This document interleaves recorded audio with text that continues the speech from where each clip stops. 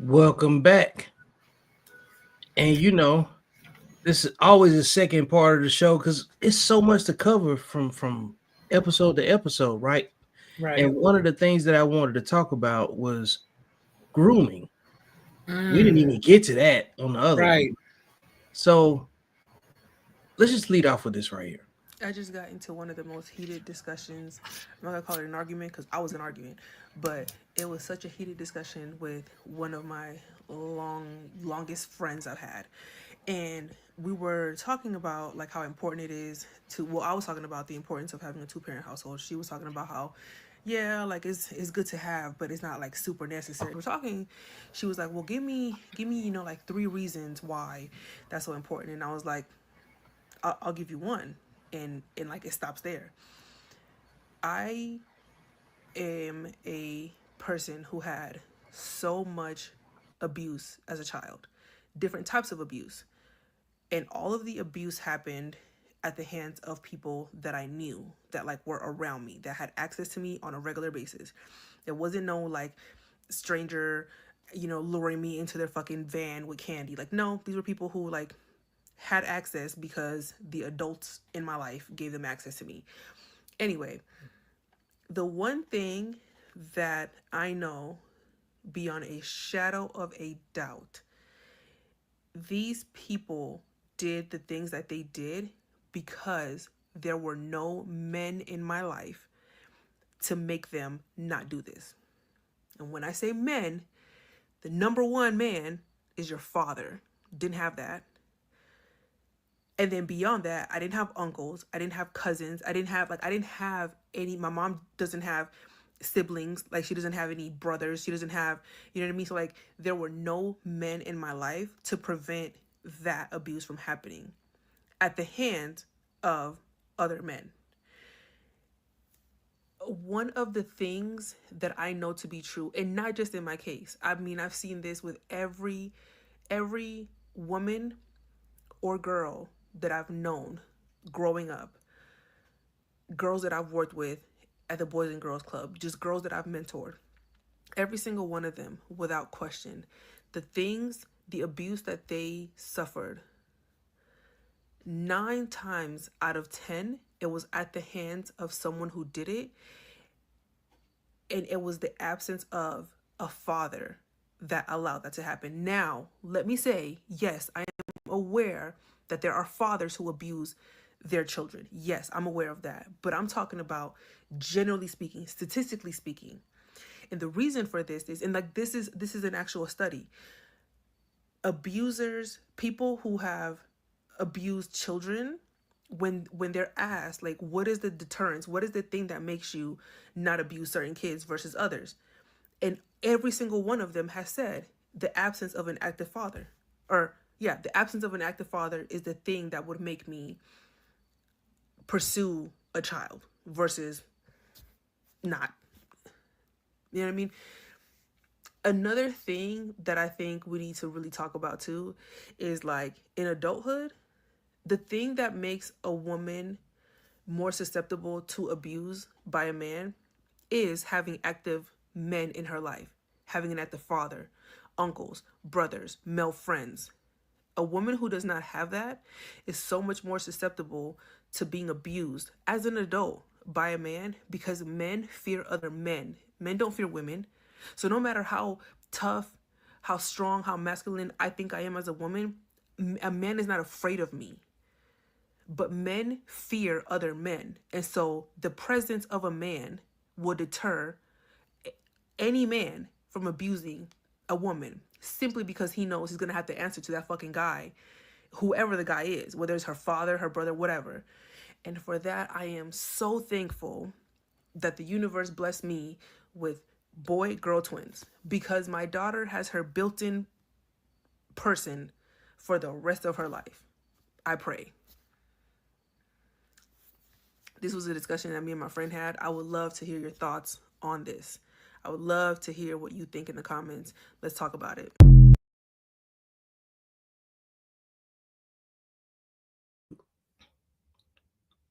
I mean, go ahead and unmute. Heavy. Yeah. Get I it. gotta keep my notes because I just Get want to, into it. in my content, I always express that I was assaulted in childhood sexually by my first cousin. And it's so ironic that she says that because during this time, my father was in prison. He was in prison for a year in my life. And it was like literally when he left, I just remember that's when it started. Like literally, you know what I mean? He spent like 18 months, I believe. But my cousin was 4 years older, but very observant. My neighbor, he lived right across the street from me. You know what I mean? Very observant. So I remember the night everything came out, my younger sister actually walked in on everything happening, start crying. We had our babysitter was actually our older cousin, older than him, like 4 years older than him.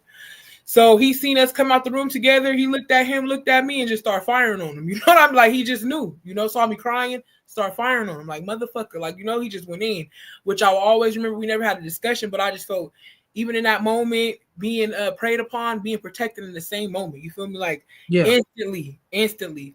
I remember my aunt, we had a conversation with my aunt. She asked me, did it really happen? And, are you making up stuff?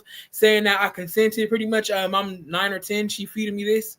And I really didn't like her to begin with. And that's like when I just was real cool on her. My mom, very devastated, very sad because she had entrusted her children in the care of teenage girls, young girls, to watch my children while I'm at work, but they want to make it a party house. You feel me? Like when my mother's gone.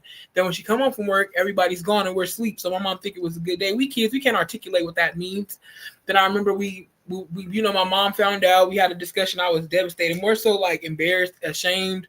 But the biggest thing that weighed on me when she was like, we got to tell your daddy when he called. I'm like, oh my God. Like I felt like instantly sick, wanting to throw up. I don't want my dad to be in prison feeling so bad because I knew that's what it was going to be. Of course, he talked to me on the phone, asked me how I feel, it will never happen again, which, it never happened after that again. But even in prison, like, I know it broke him. Once again, I had a discussion in prison. I had to go spend my 10th birthday with my father in prison. And I told him, like, you're supposed to be out, you're supposed to be raising kids. And by the time, when I was 10, my dad was 28. So we very young. He was very young, But I told him, like, I don't want you to go back to prison. Like, you need to be out with your kids, pretty much crying out for help. And my dad looked me in my eyes, he probably told a lot of tales. He probably told a lot of white lies in my life. But he was like, I'll never go back. Like, I can promise you that I'll never go back. It's going to be like 26 years, never went back, never got arrested, nothing, And the second thing she mentioned was pretty much, I feel like the father always has the protection because mama lacks the discretion, And the reason I say this is because a black mother will say how much she don't trust the man she laid down and had the child with. She don't trust the bio father, especially with his little daughter. And a lot of black women project their sexual abuse onto their baby daddies with their daughters. I know that for a fact, The reason why I say mama lacks discretion and she as well as discernment is because so many, same as this woman, so many young ladies have told their stories and it's always mama's boyfriend or mom, you don't trust this man, but you keep picking the man that you know what I mean? The same kind of person. Because you so trying to protect your child from their biological father, they still get hurt on your watch, mama. You know what I mean? It's always on mama's watch. And so it's like you don't have the discernment. You keep choosing no good. And a lot of mothers also, it's a deep-rooted thing. A lot of mothers and grandmothers, sexual assault goes deep down the rabbit hole.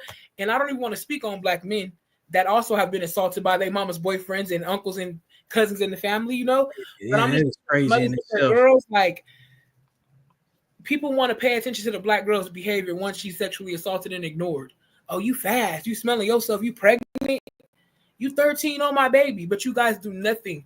You guys want to create this, you can come to me for anything until it's your man, then you don't believe her. You know what I mean? Yeah. It's a wild hypocrisy associated with it. It's like you don't trust the man that you made the child with, but you trust this other guy that you don't know around the kids. Right.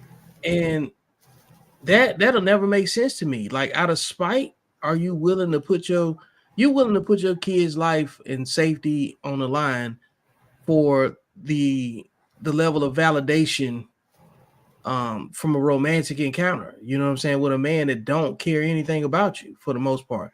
He definitely don't care about your kids. Right. He got no reason to try to care about your kids, but because he just told you. Like, you know how hard it is to care for somebody else's kids? Definitely. It's man, like, think about how like when you sit back and think about it, you be ready for somebody to come get their kids when it's time. You know what I'm saying? Of course, you don't mind being there, Right. but when it's time for them to go home, if they not yours, you ready for them to go home. You ain't lying. So, That you spent your time, it's time to go. But so how many times you gonna be able to do that without resentment coming into the case? You know, Right. a lot of people confuse love and a willingness to care. They don't always mean the same thing for every single person. You know what I'm saying? So the kids end up losing like every time. You know what I'm saying? Because that's just the way, you know, people's emotions are set up. Right. And once they don't feel like they want to do something, it don't matter. Like your kid's safety goes out of the window. First out the window, quick, without any type of thinking about it again. Like, I mean, my kids, you know what I'm saying? And they got no problem dealing with it like that. Now, no matter how it feels, that person still, you know what I'm saying, reserves the right to treat the situation the way that they see fit. But you cannot be surprised when somebody does not care about your kids. Like you said, because you barely do. You barely care about your kids. You want somebody to put your kids on a pedestal and really pay attention, because I just know that like, you know how the quote was like, nobody will love you like you love, nobody will love or raise your kids like you do, or nobody will love your kids like you do.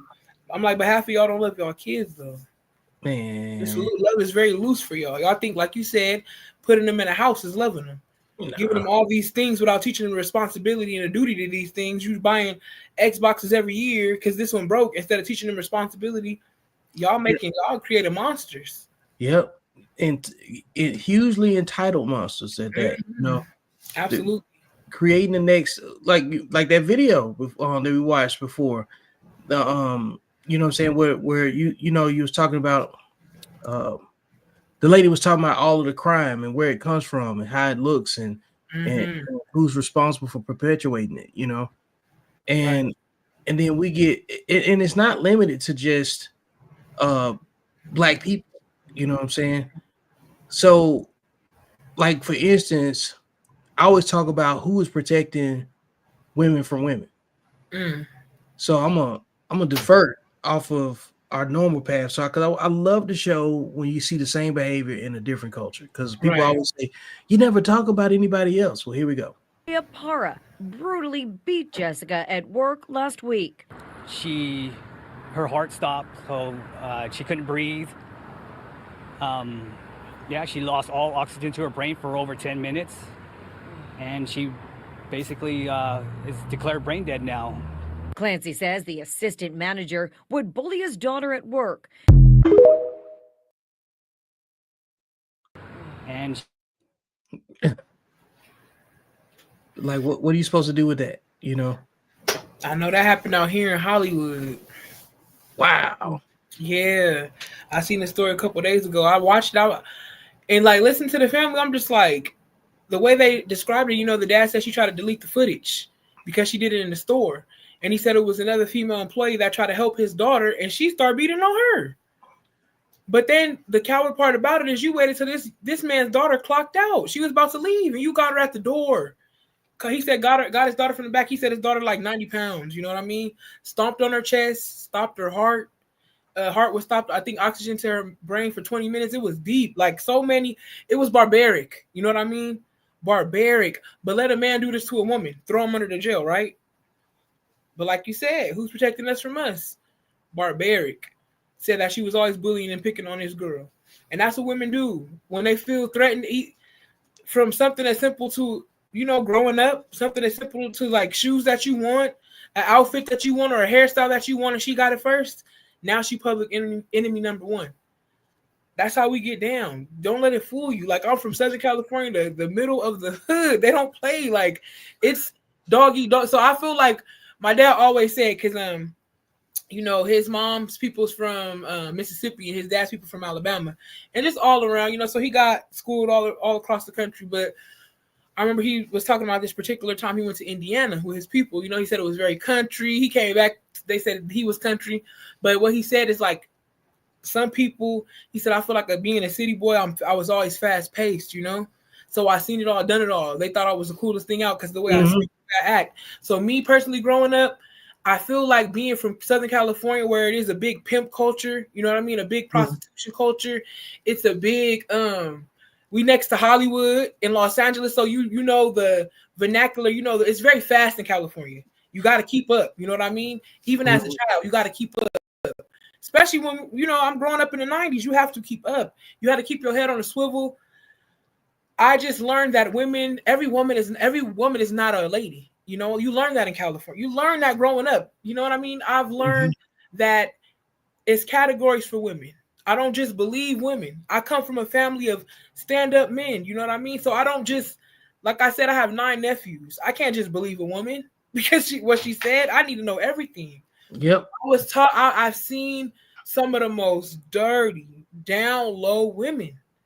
The most, it's like succubus. You know what I mean? Succubus. Yeah. Female dogs, like you said, just dog. Don't care if she's sleeping with your sister's man. She don't care. No code. Anything to feel good, and of course it's all based on low self-esteem and no self-respect for yourself, for the next woman.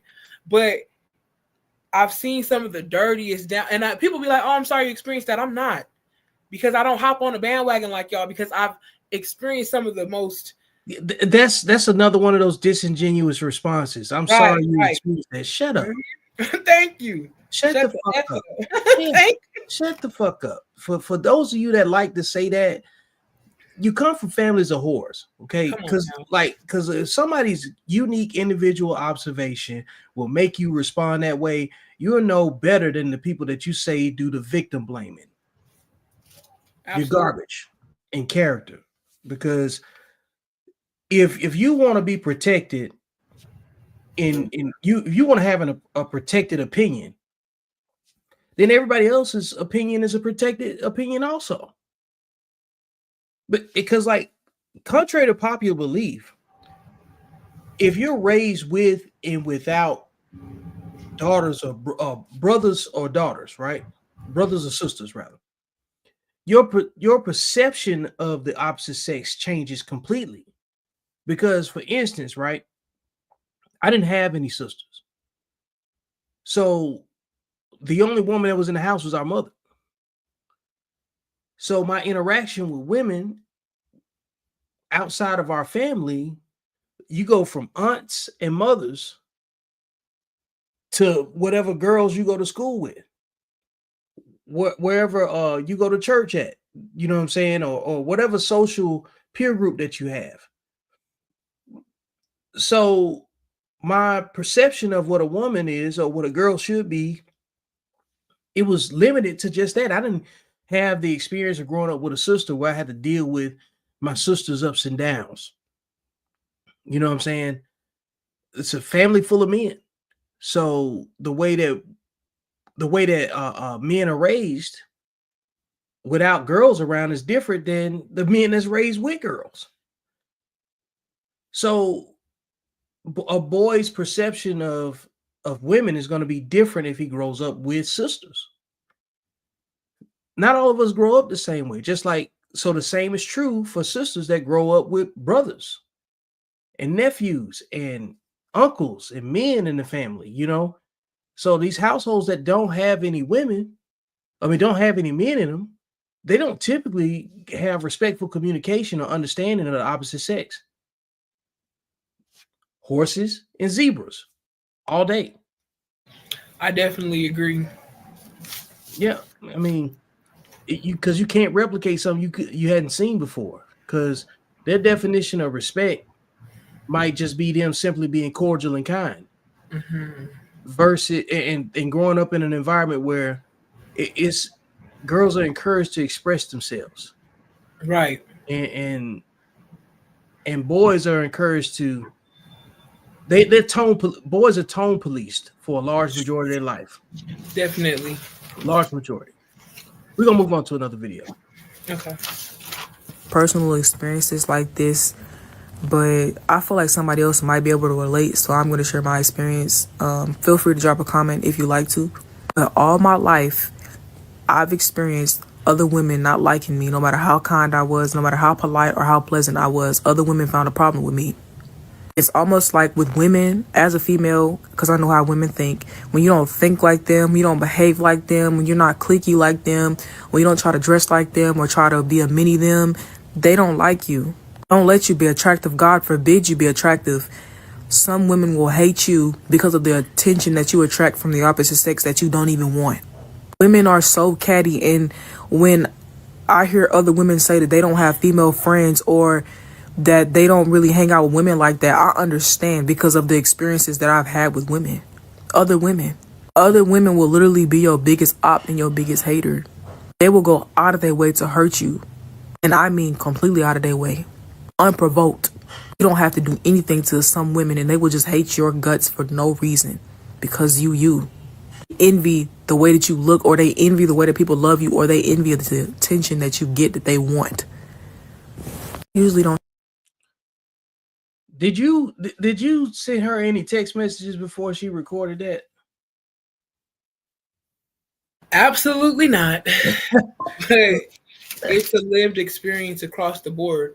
For me, I've always been bigger than all the other girls. You know what I'm saying? Mm-hmm. First, that was my first thing.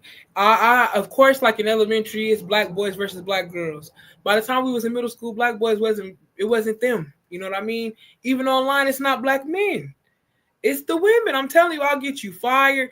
And first of all, it's the way I speak. You know, you an Oreo. Like, I'm not no Oreo. My mom just don't play. Like, I could talk slang at home, but at school, we knew better. Like, my mother, she had a whole curriculum for her children and how we acted in public. You know what I mean? Like, I know I'm gonna speak well. So it's first about your language. You know, my dad gave us cool points, you know, because he was very young, hip, into hip hop. So when my dad came, you know, he gave us the points back. When they be like, "That's your daddy," you look like our brother, you know. Right. But yeah, just mad about your grades. They call you Oreo, then they mad that you got an A in the class. You know what I'm saying? They mad when you wear all black, mad when you wear your real hair. She's not lying. It's the truth. They have different subcultures of black girls. We act like we a sisterhood, but if you don't fit into a certain aesthetic, and now it's like a BBL wig, lashes wig, that's the uniform, the army gear for 2025. Yeah. You know what I mean? Yeah. If you don't fit into it, you're gonna be misunderstood, because why are you not suiting and booted up? Why are you not suiting up? It's time for war. You know what I mean? Like, what's wrong with you? What's wrong? You know what I mean? Like, pick me. You know what I mean? That's it. If you go against it. You know, what if my scalp tender, I can't wear a wig? You can't. You're canceled. It's literally a uniform. So that's when men say they know the prototype, and what's wrong with our lashes? It's not that. We know the prototype. Like, you know, like I said, any woman can be under, you know, the wolf in sheep's clothing. It's an anomaly because everybody looks the same. So we know what the characteristics are. We can see it. We know what y'all gonna dress up as. We know where y'all shop. We know y'all use the same hair vendors. We know the lashes is gonna be tremendously long. You know what I mean? Almost dressing up like you a walking girl and a working girl. You know what I mean? But then again, y'all selling yourself on Instagram. So y'all are working girls. Y'all got OnlyFans. Y'all do work. Y'all working for social media. Still doing the same things. You just ain't gotta walk the street corners. Well, you know, like, to be honest, man, look, I'm always impressed. Think about how far removed we are when we are just impressed by the fact that a woman can recognize the same thing that we see, and we can't, up until recent history, can't talk about it the way we need to talk about it. Right. You know, but that's what social media has created an opportunity to do, because other people really want to talk about this, but they're afraid. Absolutely. Because other women, even like I said, I'm the kind of person, like, I see somebody, I'll go on a post or something, and I'll just see how they'll bully you in the comments when you don't agree. Like I said, we humiliate one another. They'll go to the page and be like, "Oh, but I can't say, I don't want to say the word, but you know, your special needs child, I know you ain't talking, bitch." You know what I mean? Like, they go for the jugular. They go for the heart. Yeah. Didn't your grandma just died? Get on. Like, they will go to your page and stalk it and find out shit you posted on Mother's Day. I dedicate this to my grandpa. You know, they will go for, they don't even know you though. That's the sad part about it. They don't know you, but will research your whole life, where you work, because you're telling the truth. Because if it's not truth, why are you going so against the grain? If it's not truth, why are you researching and digging up my family history and my life? Because you feel away. You know what I mean? You feel away. So when I see somebody is 1 on 20, I'm jumping in with you, sis. I got your back. Because I'm not gonna let you, I'm gonna hold it down, because I just know that sometimes a black woman needs another black woman to say, I don't give a fuck about all this buffoonery in the comments. I see you, and you're not wrong. And I agree. You don't know how much times I've gotten like friends requests because they're like, I need to follow somebody with a like mind. Because if you will get lost in the drown, and you would get lost and you would drown in the trauma of social media when it comes to black women. We're performative victims. That's the truth. When it's our fault, we still the victim. Ooh. Our kids gonna be the suspect before we the victim. You gonna blame it on a child before you blame it on yourself. The kids gonna be the suspect before they the actual victim. Mm-hmm. Hold up now.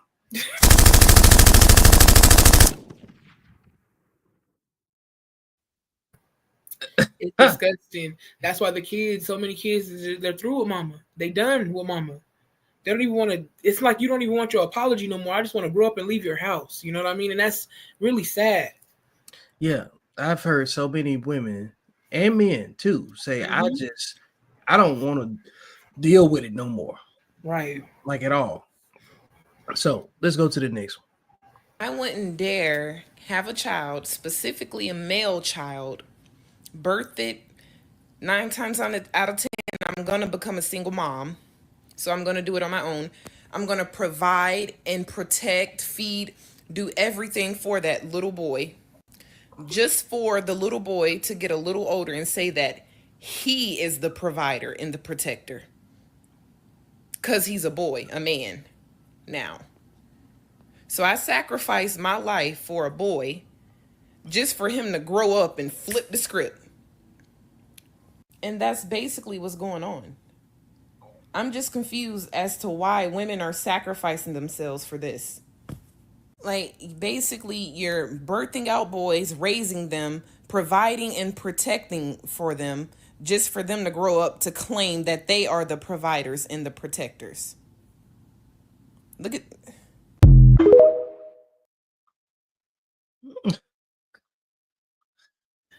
First and foremost, mental illness speaking. You know what I mean? Everybody with a phone should record a video. You know what I'm saying? I'm just being honest, because it's just so much backwards logic. And she probably thought she ate. I got to use, modern terms. Yeah. Because, you know what I mean? You have a bellyache at this point. It just sounds very... Of course, it's always like misandry. I feel like a lot of black mothers are misandrous, and they're raising black This sons. is misandry. This is exactly what it is. They feel like they hate their sons because you're your daddy's son. Come on now. It's okay when they little man and they still cool and they depend on you. Around 2 years old, a black boy don't really need, like, of course, to feed them and stuff, but they don't want to be held like that. Y'all create that emotional incest with your sons. They want to go be boys and go run and go do what boys do. Y'all want them to be in the house with y'all and cuddle and give and meet your emotional needs as their mothers. You know what I mean? Like, so many black boys, first of all, a lot of them are misguided and lost because they never had a role model, let alone mama didn't give them a structure. You know what I mean? The rest, if they are successful from a single mother, they not marrying no black woman. Sure, you know what I mean? They're not. It's just not, because they've been overloaded. Mm-hmm. They've been like inundated with multiple versions of their mom. You know what I'm saying? Look how she makes the video. If she raising sons, you trying to clean it up. Even though I said it's clear as day, but you're trying to be like calm about it. But imagine if you have boys in your life, imagine what they have to get raised on. That's your thought for the world. If my mama put out something like this right here, I would go get a white woman just to make her mad. You know what I mean? Because that's the way you really feel, and that's the way a lot of y'all really feel. You'll take the check over anything, and you talking about sacrificing, but meanwhile y'all got child support. What you really sacrificing is y'all families. That's what a lot of y'all doing. Still thinking this way. You couldn't get along with the man because this is your train of thought. So if you feel like this about your son, how did you feel about his father? Simple. Come on. But the only time y'all submit is when y'all lay down and bend over, or when a man is giving y'all his wallet. That's it. Other than that, y'all aren't trying to hear nothing the black man got to say. Yeah, unless he got on a dress. You know, that's it. So, man, let me move on to something else. Mm-hmm. Here we have it, our first fucking contestant. She said, let's talk about men because we don't see men talking about other men. And let me know when you get picked and the prize for it. Baby girl, I've been picked and I've picked correctly. So please talk what you know and don't project from internal trauma. You need to go heal from that, okay? And let's talk about men because that's all we talk about. All our fucking lives. That's all our ancestors talked about. Let's fucking talk about it. The reason why men are so fucked up is because of you black women. Yeah, because of society, white men, and everybody else, but ultimately because of a black woman. A single, miserable, bitter ass black woman. A black woman who is insecure and blame every black man for her fucking insecurities. A black woman who was never raised and taught how to treat a fucking black man correctly anyway. A black woman who feels like the world owes her something. A black woman who is not healed from her fucking trauma. A black woman who consistently chooses to pick wrong. A black woman who disrespects herself because she doesn't understand her value and her worth. Because she's too busy agreeing with other motherfuckers for validation. A black woman who seeks validation from other miserable ass black women. If black women would do their part and evolve and stop fucking living up to societal expectations, if y'all would stop doing what the white man has programmed and brainwashed us to fucking do, black men would fucking excel. Black men would have a safe space. Black men wouldn't be fuck-ass men. And clearly, I must state the obvious because people are fucking oblivious. Of course, it's not all black men that act like that. Of course, it's not all black women that act like that. But you want to know, there's way too fucking many that exist. And I'm calling you bitches out. And a hit dog gonna holler. Because y'all quick to defend some fuck-ass bullshit and quick to point the blame at a man. Bitches like you, and I'm calling that project shit over here talking about let me know when you get picked, bitch. Mind your fucking business. That's your worry about what I'm doing because I'm clearly fucking happy. I'm not on here talking about black men in a negative sense. I'm not trying to talk about black women in a negative sense, but how else do you fucking get? Black women don't understand being nice to other black women because black women are envious of other black women. We all hate each other. Let's be fucking for real. Black women don't like other black women. They don't like any other fucking woman. Why? Because women are other competition, especially when it comes to pursuing a man. It's the man's fault because he was more attracted to someone else who was more confident in themselves. Regardless, it don't matter what fucking situation it is. When it becomes a woman and man conversation, women always point the blame at men, regardless of the race. I'm tired of you bitches. You're lame as hell. I hope you fucking stay miserable, stay single, and I hope you get several baby daddies that don't take care of their kids and you stuck on welfare for the rest of your life with somebody telling you when and what and how to do some shit. Shut the fuck up talking to me with that fucking ass projecting logic. It's not logic at all. It's delusion. You bitches are in denial and living in delusion. You need to seek help, go to therapy, and I wish you the worst. That's me being a bitch. Disrespectful as the black man compared to me. Because a black woman got a sharp tongue, don't she? And I'm loud and right and educated, and I'm listening to the men. I'm listening to them loud and clear. Y'all see all these motherfucking comments and you still refuse to hear. You still refuse to believe it. That's fucking sad. They cannot win for losing. But it's okay, black man. Y'all winning over here with me. So stay over here because it's safe over here. Yo. The number one thing they love to say is you're miserable. You're miserable. Why do I have to be? It's literally, I'm just telling the truth. I'm happy. I'm happy to tell the truth. I'm happy that I'm honest with myself. I'm happy that my parents raised a logical woman instead of an emotional one. I'm very happy. You know what I mean? Who doesn't want to get picked? Like, what happens with flowers when you don't pick them? They die. The thing is, you guys pick the men. That's why you're left alone. You don't have the opportunity to get picked. You're picking your baby daddies. It's a competition.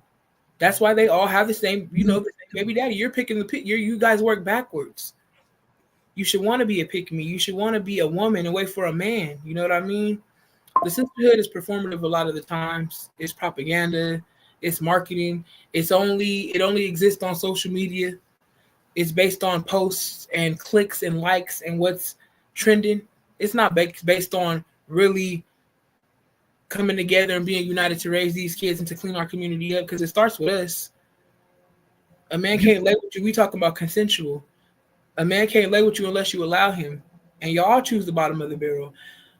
Black women say it all the time. They choose men that have a little bit less than them because they don't have to work hard at being better when the red flags is always on the man.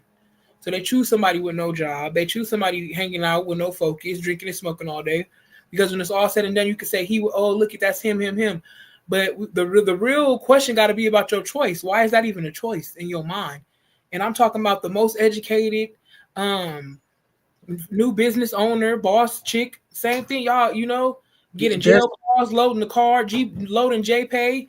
But y'all, you know what I mean? And you wonder why you buy a pet snake and forget it's gonna shed its skin and forget it bites. You know what I mean? And then we supposed to be upset and mad and feel some kind of way with you because you got big.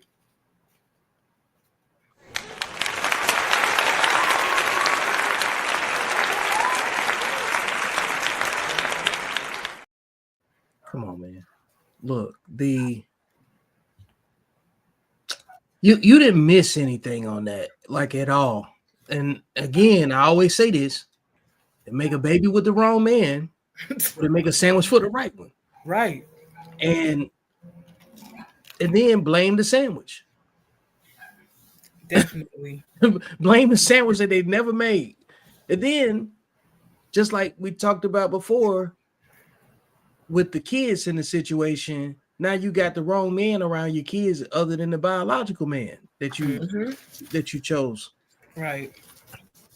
It's just so many micro decisions that amount to a lot of chaos, And you broke something down really well about the choosing piece, because it kind of goes into the pick me conversation that a lot of women don't want to have, or the way that they have it is different than the way that the men hear it. Right.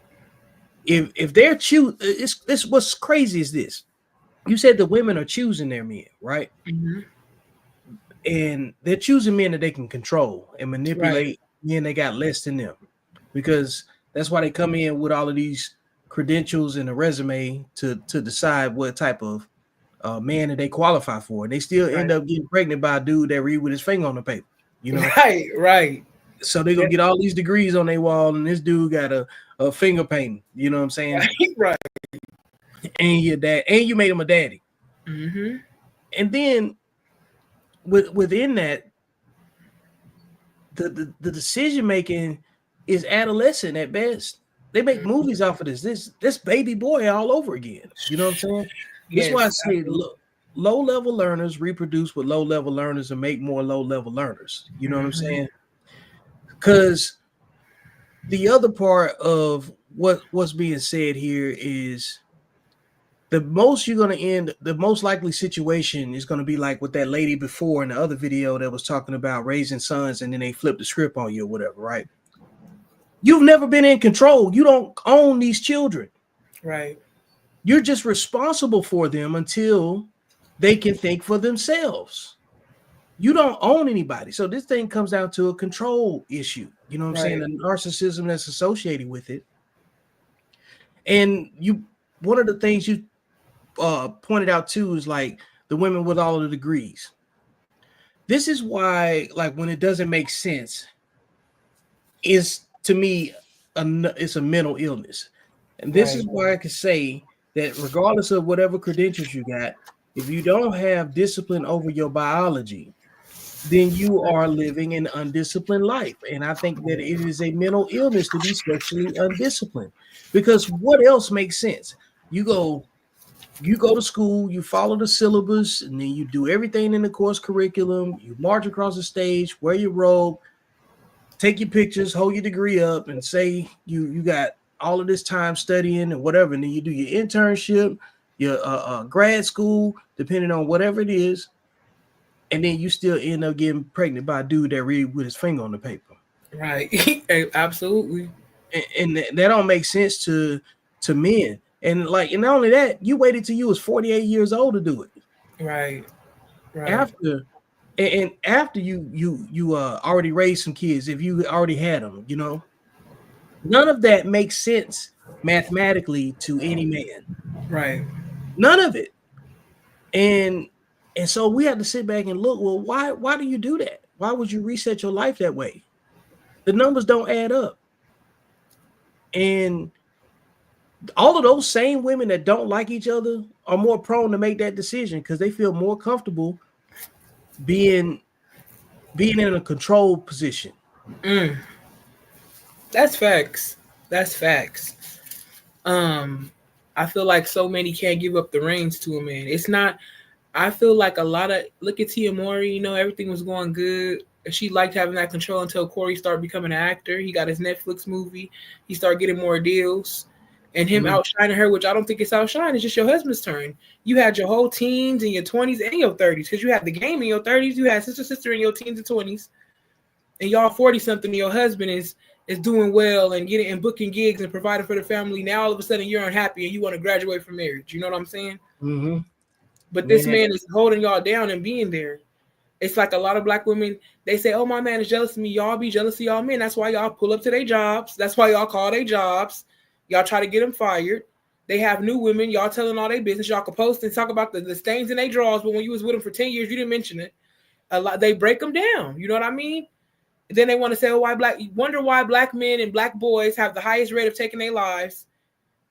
Y'all act like y'all a safe space only for them to tell you they deepest, darkest secrets and fears, only to bring it up when you mad. That's what a lot of black women do. So they don't have a safe space at work. They don't have a safe space at home. Like they get called zesty for feeling something. You know what I mean? They get called gay, rainbow. But when y'all have hard niggas that bust your mouth open, you know what I mean? As soon as you talk to them crazy, then you're recovering from narcissistic abuse. You gotta tell the truth, you know what I mean? Like we gotta be real. Call a spade a spade. You know what I'm saying? Yeah. The story's too common. Yeah, like it hasn't registered that you can't talk to everybody a certain type of way. You know what I mean? And you know what's catching up to them also that they can't duck and is how AI has been making fun of a lot of black women that fit the behavior that we've been discussing tonight.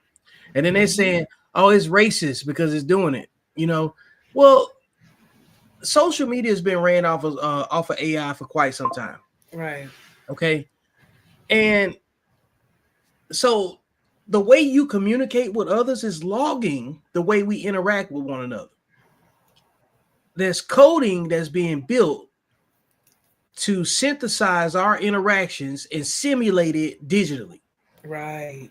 And the computer programmers, the coders, and all the other people that's in that space have figured out how to create caricatures and animated versions based on the way that we interact with each other.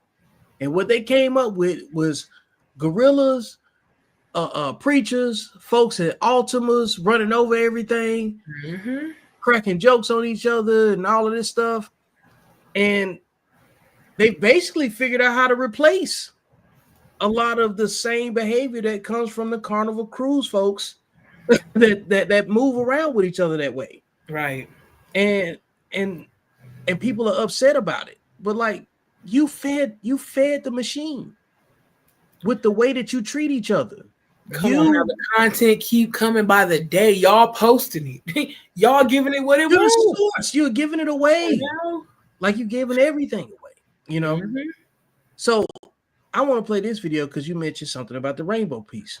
And so the same women that are always hollering misogyny are the same women that are also very homophobic. And so I'm very strategic with the things that I say and do on TikTok because I love for your ignorance to truly show. So y'all have been jumping all over John Cannon. So y'all got mad at me yesterday because I said, okay, so the only thing that we can do as men is either say something to try to persuade men, you know, try to be like a good influence in the community, or we could try to convince you to, you know, stay out of certain places that may be a little bit more dangerous. Or 3, we could try to do something if we see a man trying to physically overpower you or do something to cause you harm. Baby, they in these comments, oh, you couldn't protect yourself, so you did, so you that. Who told you that I couldn't protect myself because I'm gay?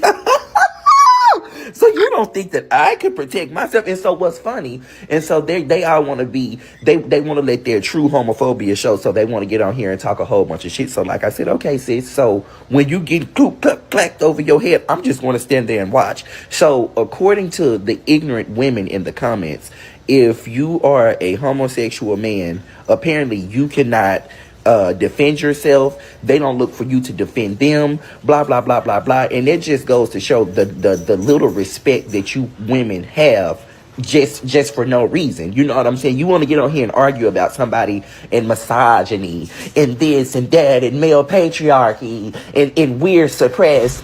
Ho, you ain't never been suppressed a day in your life. Everything you the motherfucking seen has came from the internet. And, you know, we got on here trying to defend y'all and trying to say that y'all can go wherever y'all want to go or do whatever the hell it is that you want to do. And that's still not enough. You still want to get on here and talk about, well, we should be able to do this and that. Okay, well, we don't live in the should world, ho. So take your should ass out there. And when you clapped upside the head, you very same women that are on here with so much shit to talk about men, even though we're sitting up here saying if something happens in our face, we'll defend you.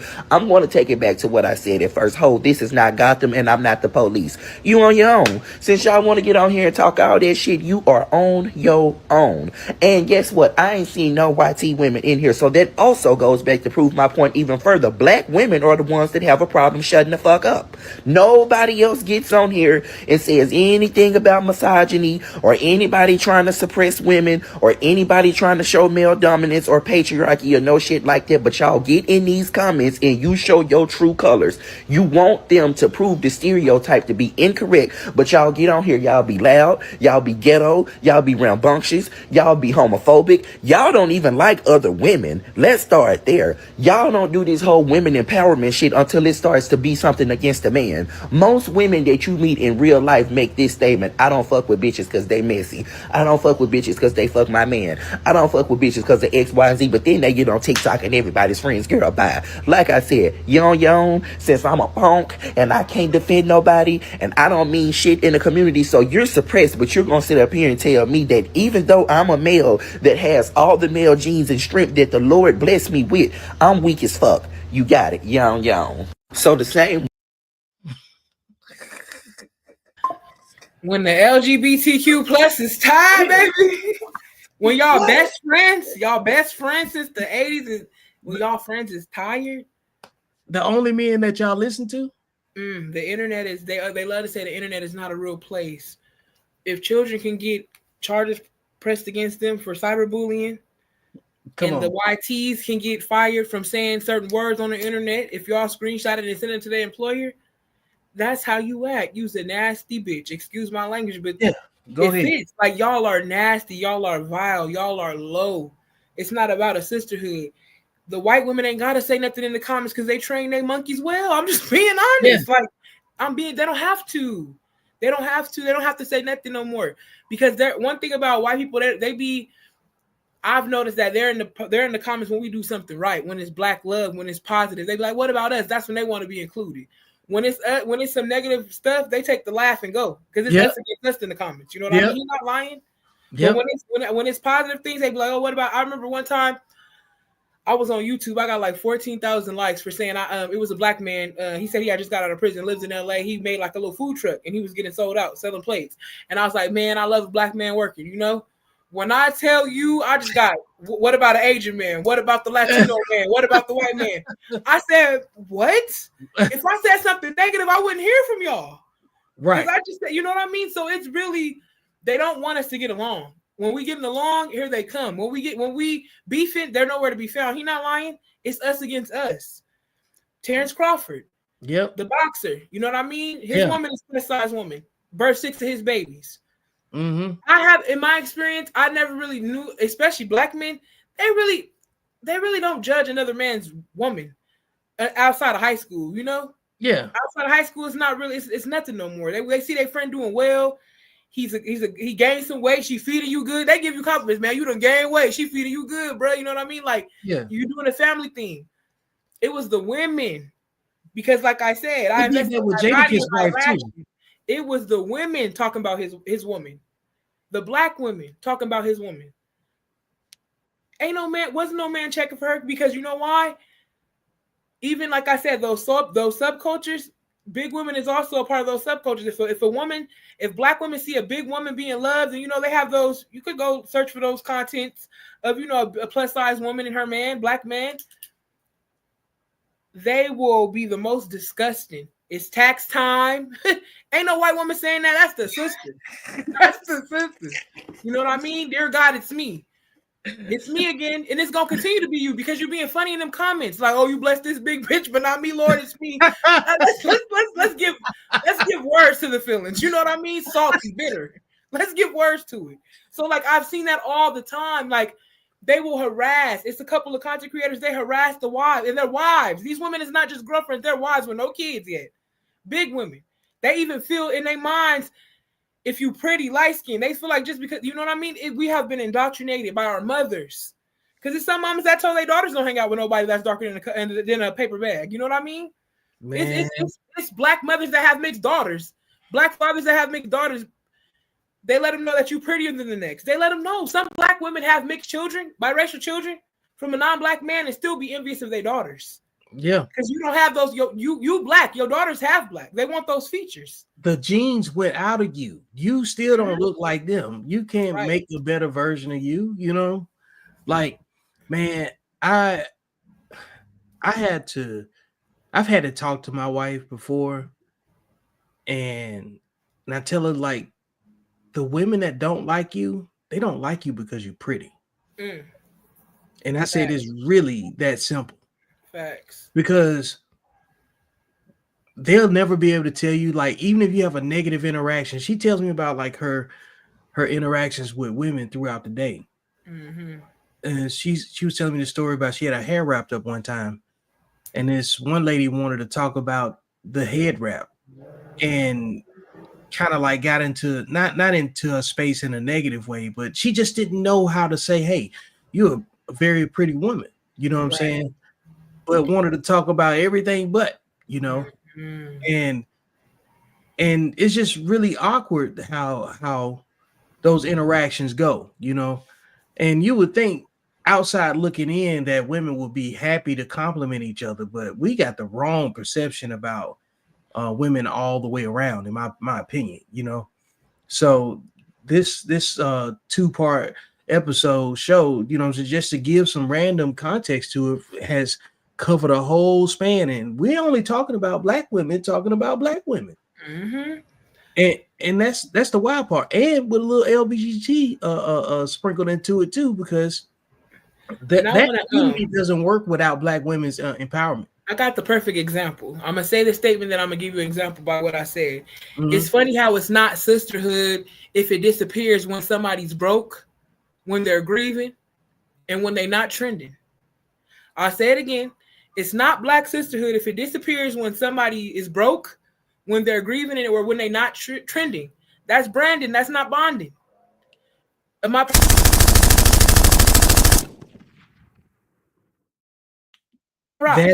That's branding, not bonding. When she was dating Blueface, right? Pregnant, drinking, smoking, fighting, like you said, Jody and Yvette, fussing and fighting. Everybody was Team Christian. He's a narcissist. He's doing you wrong. This girl gave him 2 black eyes. What did you do to provoke her? What did you do? What did you say? She's pregnant. All these different excuses. But when that poor, beautiful baby came out with alcohol fetal syndrome, they dropped her midair and the baby. Man, that's a great nephew. Before y'all seen how he looked, I'm keeping it 1,000, because the biggest people that talk about children is black women. Period. That baby ugly. They'll tell you. Yep. You know what I mean? They're gonna let you know in your face. Like, what do they say? You know when a black baby is not that, you know, even when they little, black woman gonna say, bless their heart. That's the only thing you're gonna get. Bless his heart, bless her heart. That's it. They left Christian Rock to rot. Her and her baby. Her and y'all nephew. You know what I mean?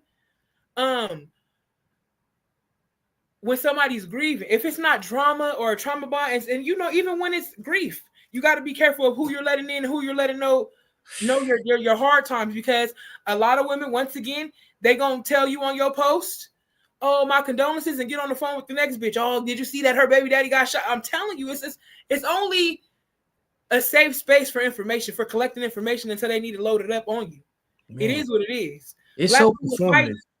One black woman just lost her baby. You know what I mean? Lost her son. I forgot what happened. I think, he got dropped off at his grandma's house or her mom's house. And I think he overdosed on fentanyl. This was like in Atlanta or something. But a girl she was beefing with pretty much posted the story of her son. Like, oh, bitches want to talk about my kids, but they kids dead. Like, the kids are not off limits, black women.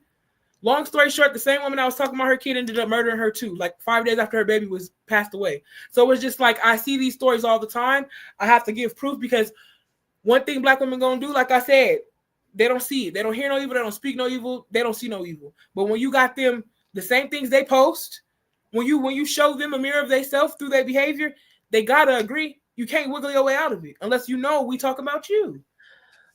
It's so wild that it takes doing a special show like this to just catalog it, capture it, document it, so we can address every single talking point.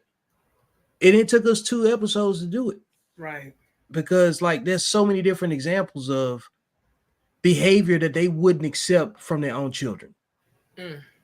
Absolutely. Like would you want your children to treat you the way you treat other people? Would you want your mother to treat you the way you treat other people? You see how that passes down? Like eventually when you start seeing the lack of humanity, you know what I'm saying, in certain treatment, like it puts distance between you. So that's why I say the last ditch effort was me splitting it up by behavior, if you're disciplined or undisciplined. Right. You know what I'm saying? Because you still got to we should feel comfortable with each other regardless. We should just have we should be learning from each other, right, about your experiences in outside of academia. You know what I'm saying?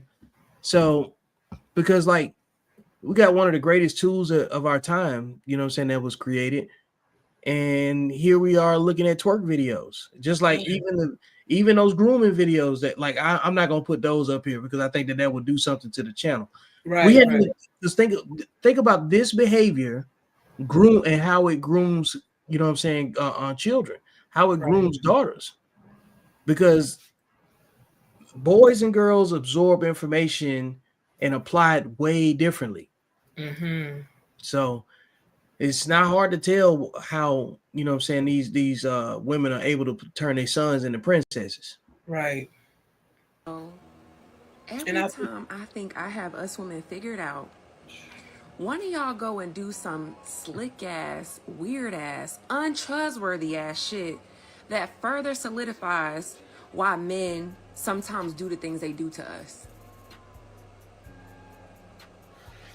Now let me explain. So this past year or two, I've been really wanting genuine homegirls, right? I've been wanting friends, and preferably women, just because, you know, men, sometimes you don't know the intention, but shit, now I realize it's the same shit with women as well. So here's the deal. I'm really big on communication, right?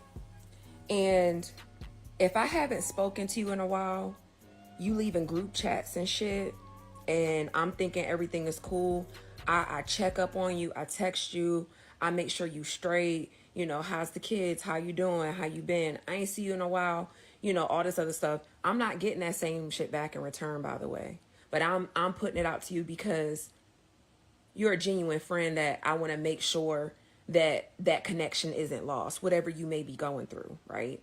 So because I may be feeling away because I'm not really hearing from you, I'm not getting the same energy, fuck it. I'm going to just be a real ass woman, and I'm going to say, hey, sis, is there an issue? Is there a problem? Did I offend? Are we okay? Is everything all right? Why haven't I seen you? Why haven't we hung out? Cool, you got shit to do on the weekends or any other, whatever, that's cool. But is something okay? Did I do something to offend? Do I need to do something differently? Are we good? And you respond by saying, oh no, we're good. Nothing's wrong. I just left the group chat because the notifications were bugging me. Knowing damn well you can turn off notifications, especially when everybody in the fucking group chat is iPhone. But I digress. I say, okay, just making sure. I just wanted to make sure everything was okay. I'm thinking everything cool, right? I check the next couple of days, and why am I blocked on Instagram?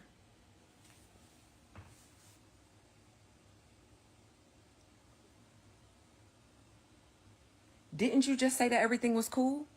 Didn't you just say that you wasn't offended? Everything's cool. Everything's good. You just busy on the weekends and shit. You don't know how to open up your mouth? Ain't you a mother? Don't you have kids? Aren't you grown? You don't know how to say, hey, I just need some space. I need time to myself. You know, I'm going to unfriend you for a bit. I can take it. But to sit there and lie to my face and act like everything is cool and then block me because there might be some other shit going on that has nothing to do with me. That's how you do. And yes, before y'all get in the comments and be like, oh, you're so bothered. Yes, I'm emotional. I'm a woman. Yes. Ownership. Just as emotional as I would be about a guy that I'm in a relationship with, that's how I look at my female friends as well too. This is a relationship. This is a sisterhood. Why can't we communicate? Because if I was your nigga, you would make sure you would communicate with me. If something was wrong, you would forgive me if I was a nigga. And that's what gets me about women. Y'all love to forgive men. But when it comes to y'all homegirls, it's, I'm done. I ain't got nothing to say to her. Let me move on. That man could have had a baby on you. He could have slept with your friend. He could have did anything. But y'all be so easy to forgive a dude, right? Mm-hmm. Y'all be so easy to forgive a dude. But when it comes to a woman, y'all can't give that type of grace. And that's what gets on my nerves about us women. This is what I cannot fucking stand. Besides the fact that we be lying to each other, which I already told you on my last video, I can't stand that shit. I can't stand women that lie to each other. So this is why I'm fucking triggered right now. This is why I had to make a video about this shit. I would say, oh, we got to do better, women. We got to do better. But y'all not. Y'all not. Y'all gonna continue to forgive men.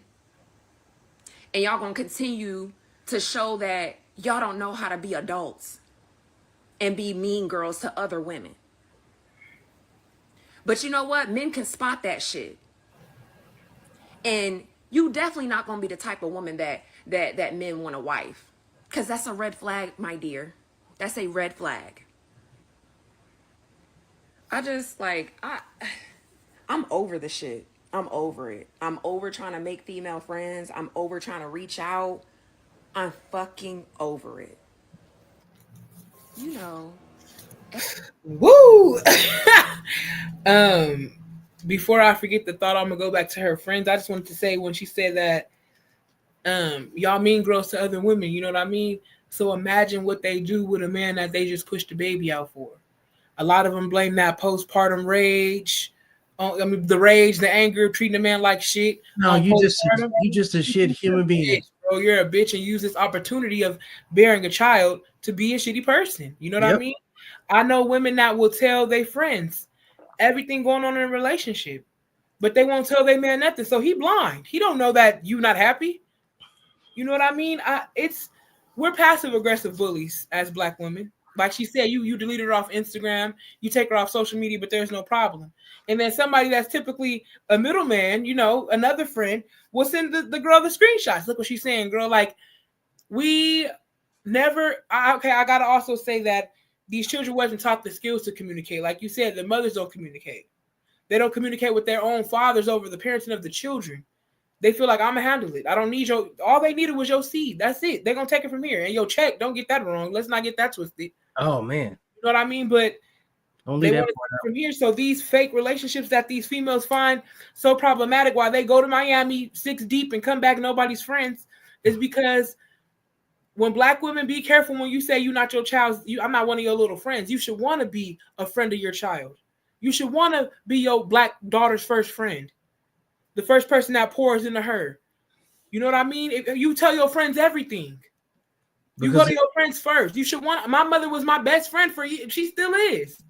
All my life creating this safe heaven that I can go to her and my father about anything because they created friendship first. After like 7 or 8, it was, it was logic. We rationing now. I'm old enough to understand. And I was like a hilarious kid. So I got out a lot of ass whoopings with my dad, like making him laugh. I was shaking and jiving as a kid. You know what I'm saying? Like, just be like, she funny. Like, I don't even understand. Like, you know what I mean?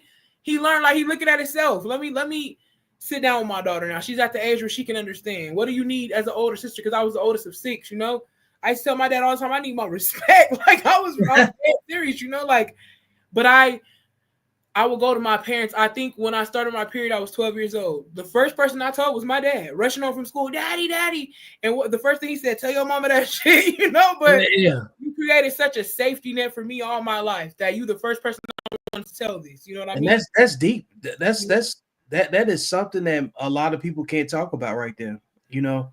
Like because that's a real trust barrier right there. Because like, even if you don't even completely understand that scenario in your life at that time, you could tell him something that was abnormal. Right. You didn't have to hide. That's dope, man. I was 22 when I lost my virginity. It was a Saturday night. I woke up and went to church. The next morning, my dad kind of knew. He was like, "You ain't never this happy. Like, what's going on?" And I just told him, And I asked him, like, "How do you feel?" He's like, "Well, you grown for one, But I appreciate you sharing. But I always from the small, like, I know a lot of Black mothers feel overwhelmed, But this is the part you don't get back when you break that trust from something so small. My parents made me telling them about, oh, it's a splinter in my finger. I got a splinter at school today. They made it seem so they were so concerned with that little piece of wood that I just wanted to come to them first. Like, you have to understand when it comes to your children, your friends, to create a safety net, the little stuff got to matter. And that's why Black children and their parents, especially their mothers, they drift away. Yep. Because mama already, you see what I mean? Like, the mothers were arguing with them over, their children and the men they chose. So I know for a fact you on social media all day. Yeah, your children are by the wayside. They not with their daddies because once again, their dads can't see them. You know what I mean? So everything goes by the wayside. And then when your grandmothers and your bones is brittle and you old, we don't want to talk about the old woman dying alone, right? We just say about a men. We don't want to talk about granny that ain't had a man since 1962. You know what I mean? We don't want to talk about that. And then you raise grandchildren that are not thankful. You don't know how many times I go to a grocery store and I see older women, Black women lifting. I gotta help your grannies out. You feel and the thing about me, both of my grandmothers died before I was born, so I never got that real bonding time with my grandmother. So any Black woman I see elder, I'm gonna help her out. My nephews know it's automatic. Let me get the door. Let me get these water bottles for you. But it's so many Black women I'm seeing like a helpless old woman. But you was a bitch to your bloodline. That's why you out here. You here right by yourself with no man lifting these bottles and jugs. I'm gonna help you, but I can't help. You know what I mean? I'm just a stranger. Man, let me tell you a story that go along with that. So my mom volunteers at a food bank, and so it's a bunch of women that's her age. My mom be 68, I think, this August. And she was telling this story about how this lady came in and they had, the food bank got whatever food's available. So they put some insure in the particular basket. And all they had was chocolate. And the lady kept complaining because she didn't want the chocolate flavor. She wanted something else. Number one, you at a food bank, so you got to take whatever they got. All right. And then this lady said she had 5 kids. And I'm thinking to myself, why she at a food bank with 5 kids? So I asked, because I asked that question to my mom. I said, why do you think she's at the food bank and she got 5 kids? What kind of kids do you think she raised? What type of behavior did she exhibit as a mother that allowed 5 of her kids to leave her to fend for herself, to go run back and forth to the food bank to get food? You know what I'm saying? Because like when you hear about kids in a healthy sense, they typically are going to be around to help their mothers. At a minimum, help their mothers. Most men in my era of childhood and, and maturing to an adult, the men in my family, they worked all the way into their 80s. They was entrepreneurs. They was outside doing things with their hands, you know what I'm saying? Still getting contracts to build things and stuff like that.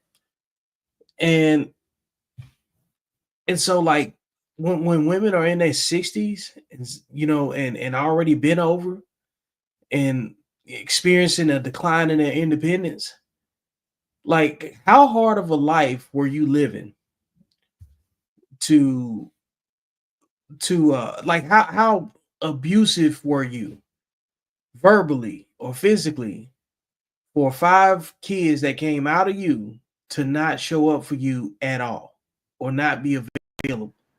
Absolutely. And that's happening across the board. It's probably always happened, but I think that the way that the conversation is being had now is like that you didn't have to live that way. You know what I'm saying? Like literally, for a woman, in my opinion, all women have to do is be nice to one man. That's literally all you got to do is be nice to one man. Definitely. I agree. I definitely agree. Why is that such a tall order? That sounds so crazy. Like you always say, mama wasn't nice to them. They don't know kindness, you know? So if your man, that's how powerful it is. If your mom was not nice to you, you are not likely to be nice to anyone.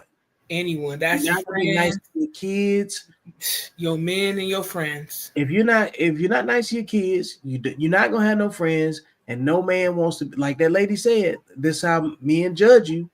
I said the only resume that women really have that a man pays attention to is if you got kids, do you take good care of them, and are you nice to other people?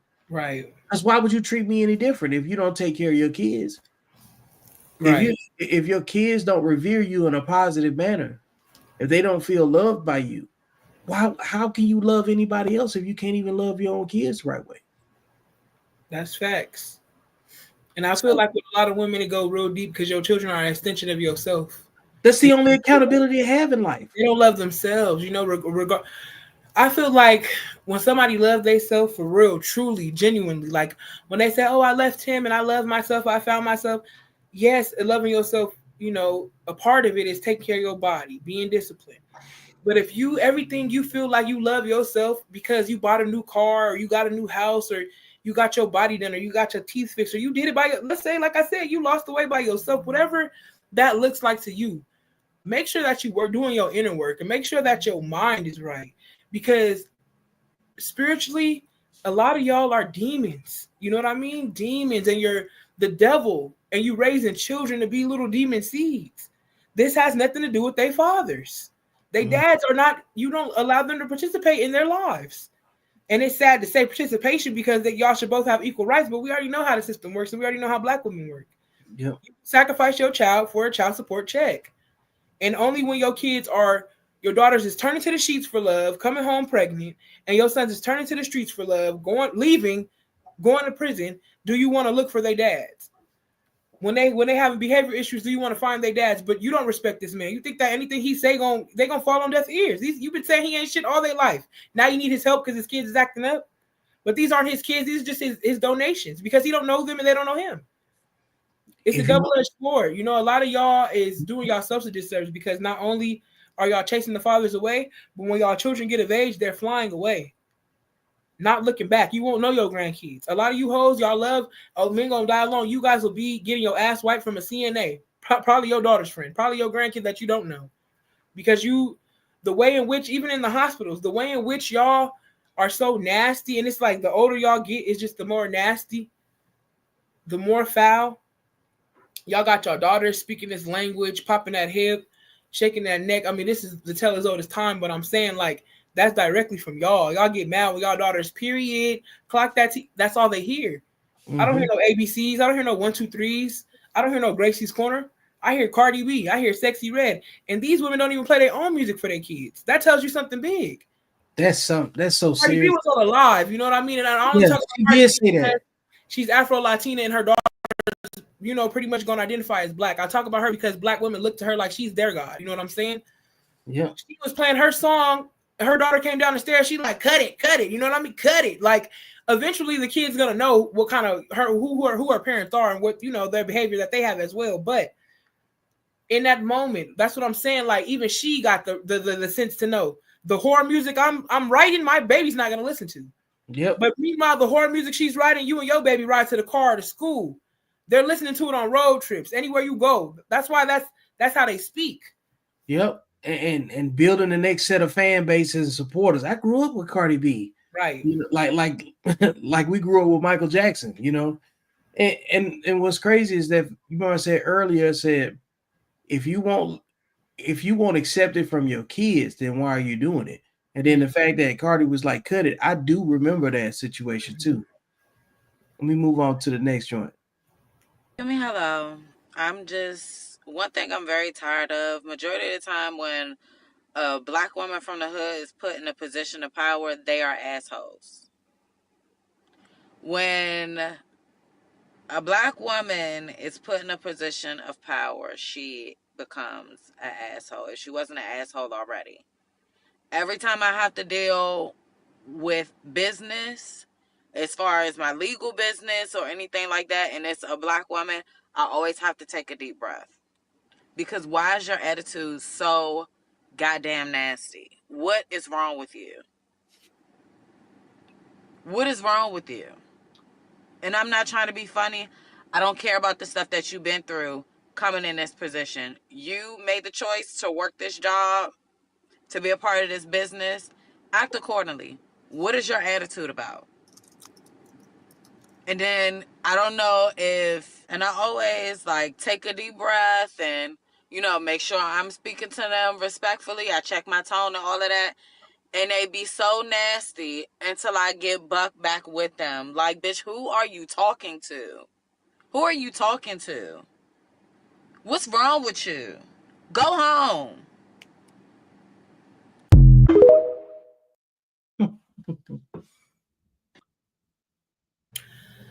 I agree. You can't treat nobody better than their behavior. You know what I mean? I feel like, how many times we said that? Yeah, all my life, like I know how, like I said, I know how to, first of all, I'm my daddy's daughter. You know, I just don't, people always told me like, man, when I first met you, you look so mean. I said, I thought you were mean. I'm like, well, how did you think? Because I don't smile like until you speak. Like, this is my face. That don't mean I'm mean, you know? But they be like, man, you so loving, you so kind. When I open my mouth, you'll get to know me. But you don't get me wrong. Like, they try you. They'll throw an insult out. And if you know, a lot of black girls, like you said, they got humiliated. They got embarrassed by their mama. So when other people embarrass them, they'll laugh it off, you know? And that's when your boundaries are crossed, when you don't check nobody. Like I said, I was always the biggest in the room, but you talk about my weight, bitches, war. I don't care about none of that. You know what I'm saying? Mm-hmm. Like, they learn quick. They learn really quick. So I got my respect day one. You know what I don't let nothing slide. I know how to work with black women in such a way where I don't feel like I'm above them or below them, but I'm not your equal, bitch. Like, I'm not. Like, don't ever. You know what I mean? Don't ever. Mm-hmm. It's just my spirit. Spiritually, we don't align. We can never be friends. The things that you like, I would never be into. We can never be friends. You know, I have sense, first of all. I don't want, you know, they say everybody around you, they'll show you. Show me who your friends are, I'll show you who you are. I'm very, very selective in that. You know what I mean? I don't have many. I have acquaintances, I have associates, I have women that I work with, I have women in groups, I have, you know, young girls that I mentor, I have all that. But my personal life and my personal, like, my peace, that's not going to be given freely to a lot of people. No. Family included, you know what I mean? Because your family will bully you into reconnecting with them. You know what I mean? Disrupting your peace, disrespecting your boundaries. It's very mean. It starts with family, and it's like the longer that I feel personally a woman has gone without a man, the rougher and tougher she is. And I don't care. I said it. You can quote me. It's the truth because the world doesn't make you feminine. Mm-hmm. It makes you masculine. Right. And masculine performing women effeminize men. Those are only men that they can attract attention from. Those are only men that they can get compliance from. Right. And I want you to think about this too. And maybe you should write this down. When you think about the statement you made, show me your friends. People have said that before. And even to the people that's watching, if you look at the friend groups and the cliques that you can see from outside of your own sphere, right? Look at the commonalities of whether or not those people have fathers. Those people that without fathers are going to click up. I think they're going to relate to each other a lot more. Their group will be different, and they'll probably be the most promiscuous group of people, but for both men and women. Generally speaking, I believe those men end up getting locked up. But like as far as like the women are concerned, based on proximity, most of those groups of women that fit those last couple of videos that describe their behavior, the immaturity in conversation and communication, they all raised the same way. Guarantee it. You really just sparked a really revelation in my life, because growing up, most of my friends was Hispanic and Cambodian, and they all had their daddies. That's the commonality. You know what I mean? Like I said, my dad was checking little black girls at the door, and sometimes they didn't come back. Oh, your daddy's too strict. Sometimes you got a daddy. You know what I mean? Like that, you're not lying, because it's like a code amongst men with daughters. Like, you know, she's in good hands with you. Okay, I'm sending her to your house. You know what I mean? Like, you're not lying. That's facts. Definite facts. So you automatically gonna be alienated no matter what.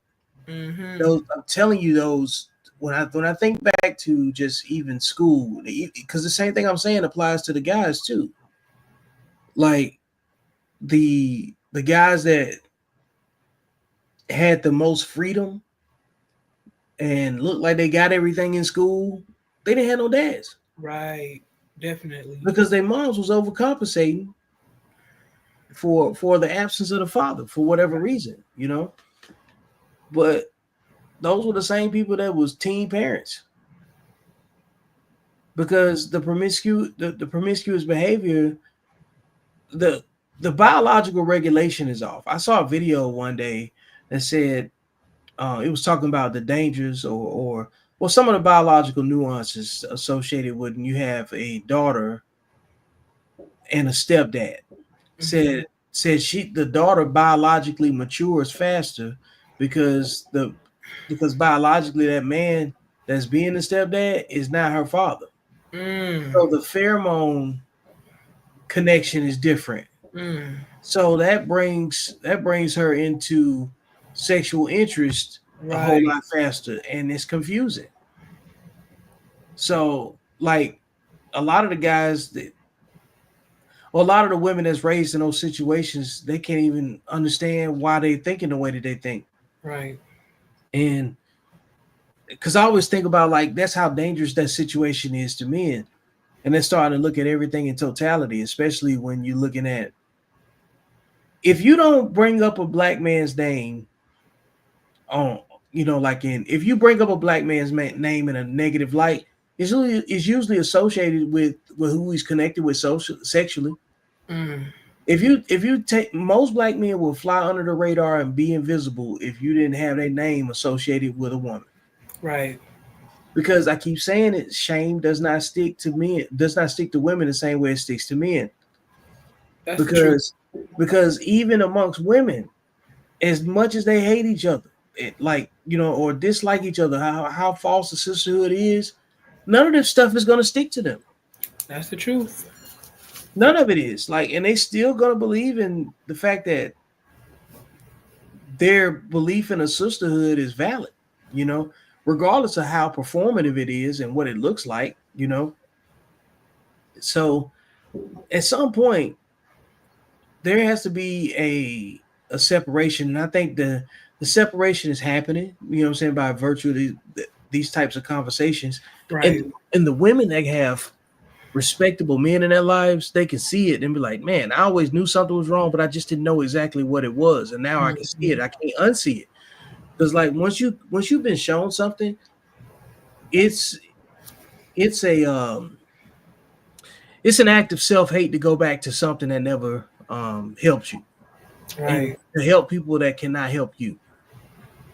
That's one thing. We take things in extremes at some point, because it's like, why am I going out of my way to help you?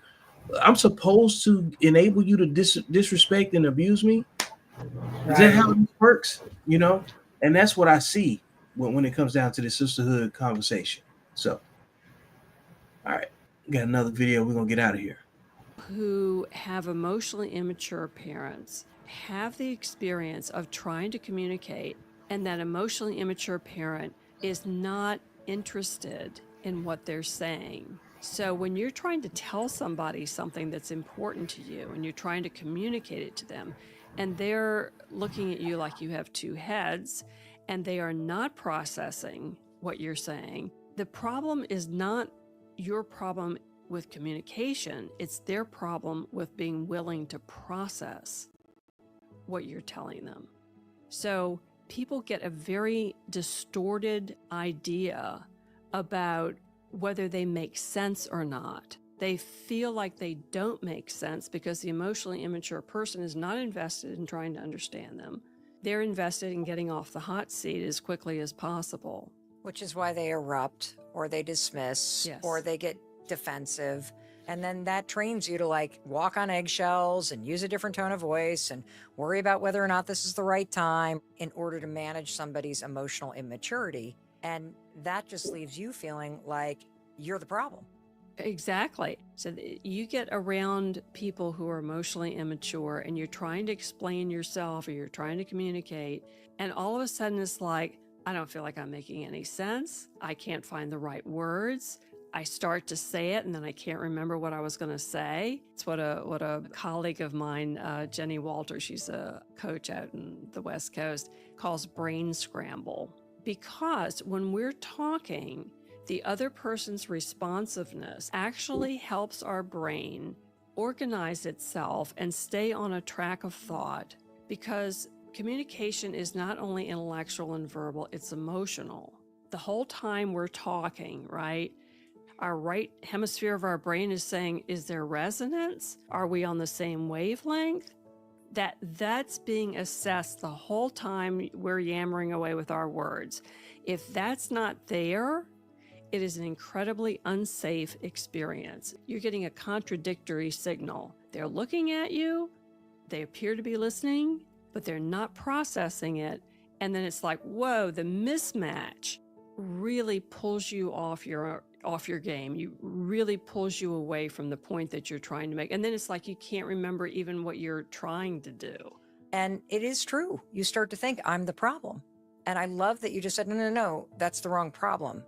It's not how you're communicating. It's that you're trying to communicate with somebody who is either too emotionally immature to be able to communicate like a mature person, or that has no interest in communicating with you.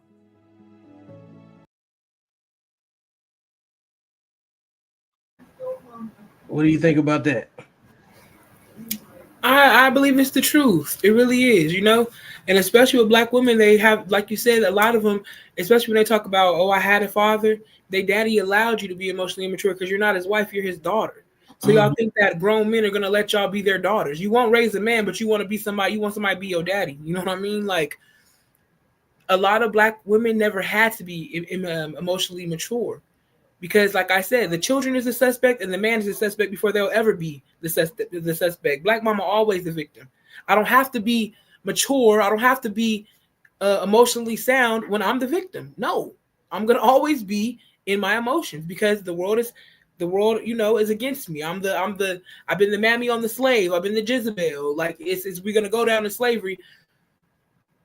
Even though those experiences happen in our DNA, but not necessarily to us. You know what I mean? We don't have to grow up. That's why we have it. We don't have to. We have children, and we still don't have to grow up. Because if the child comes out wrong, that's their daddy's side, girl.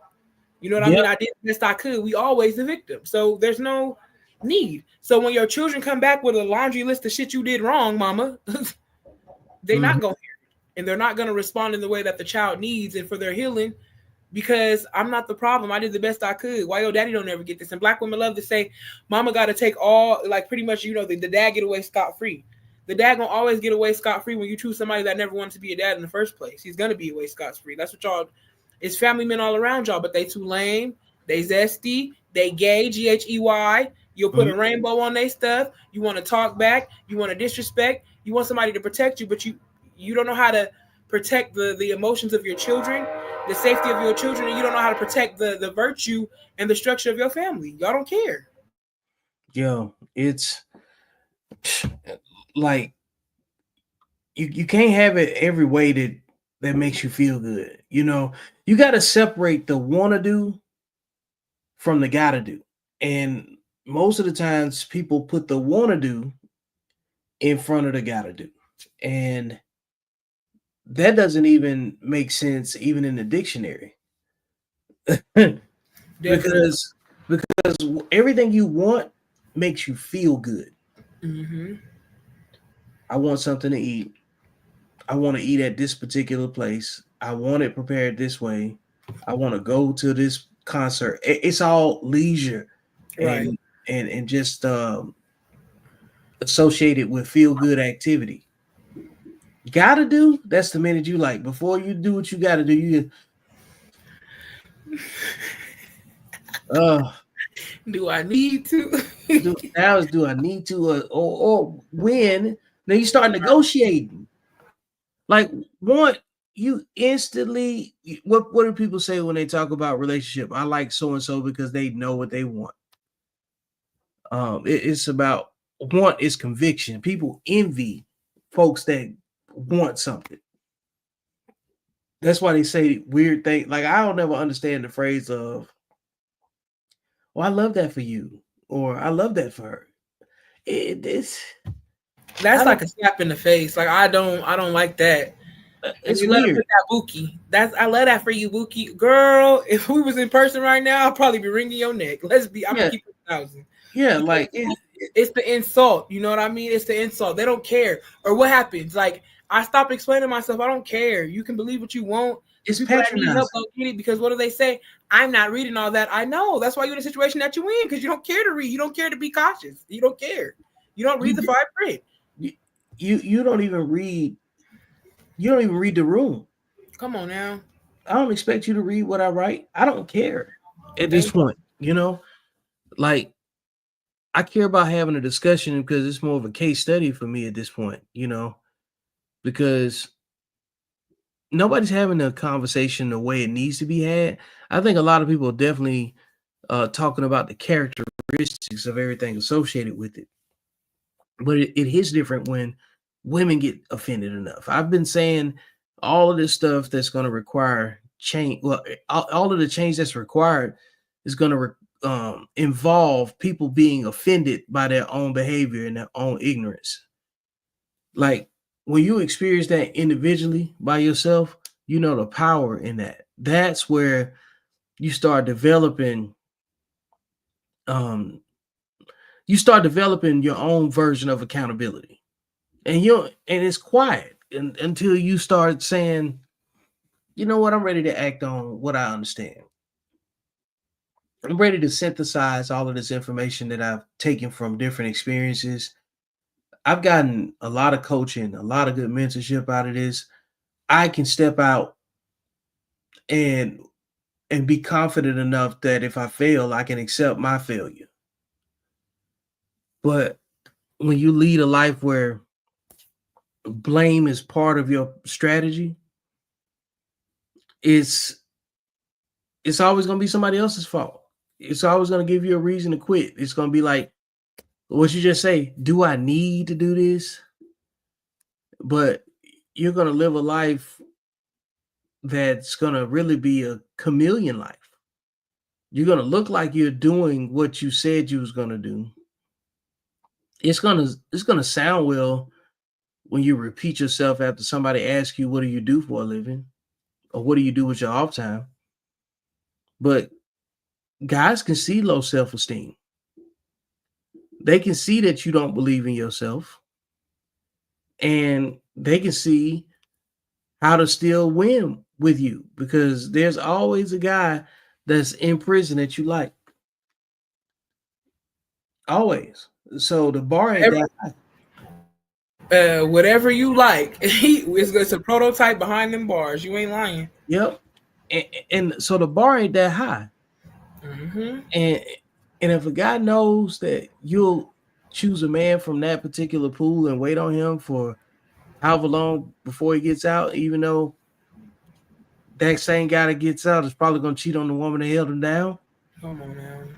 You don't have to fight anybody. There is no competition. Right. To pick you up whenever you get ready, because you so enamored with the idea of attention and exclusivity that all he got to do is let you think long enough where you comfortable with lying to yourself. He'll let you paint your own red flags and let you decorate with them too. Let you decorate with them too, and then you go convince everybody else that they green. You will lie to yourself first. I don't doubt that there's some guys that probably fit this same behavior, you know what I'm saying, and do the same thing for women. But it is not in the same supply. It is not in the same volume and frequency, because they make TV shows about women that make these decisions.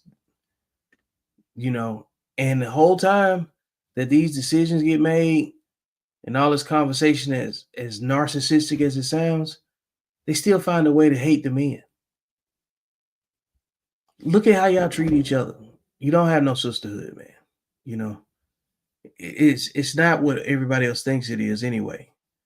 So this show was intended to try to address that, you know, because I don't like the narratives of all men do this and all women do that. All of the people that fit the behaviors that you're describing, they exist, but that's not the truth for every single human being. Some men and women have a different value of themselves than others. Some men and women are sexually disciplined and emotionally disciplined. Some men and women have no discipline at all. So the use of generalizations is great in a problem-solving conversation, because you have to separate what's generally true from what's generally false. We're responsible for defining ourselves, though, you know, with our behavior after the general left and right has been determined, you know, because everything can't be going in one direction and covering every base. It's just impossible. If we only travel in left, then we can't complain. We don't know what's going on east. We don't know what's going on north. We don't know. So we're only traveling in the direction that we can relate to, and some of us gonna get it and some of us not, you know, because you can't relate to something that you never experienced. So that's kind of where it is right now. You want to leave the audience with something before we get out of here? I just, appreciate everybody that takes the time that won't even catch the live, but will catch the be able to rewatch it. Mm-hmm. I know that, I just appreciate you for your courage to even listen in, to even understand, to even want to understand, to even being interested in what we have to say, because it starts with one. That's it. Even the Montgomery boycott started with one. Mm-hmm. And if we want our community back, especially to my Black women out there, we have to get it. It's only so much the men can do. We keep creating the life. We have to make sure that we do what's right, because no matter, all men aside, the generational curse continues, or it stops with us in our womb. And that's really what it is for us on my side. You know what I mean? Mm-hmm. Man. So tomorrow I'll be live at 2:00 Central Standard Time. We'll guest Jada Bell. We will have a conversation about no contact. I'm very much looking forward to her wisdom and what she has to say about it. So with that being said, there's been another episode of Beyond the Algorithm, and the Sisterhood is Propaganda. So like, share, and subscribe. Get in the mix. There's been another episode of Beyond the Algorithm. Make sure you like, share, and subscribe. Go get the book. And most importantly, I will see you beyond the algorithm. That's where life actually happens. Later.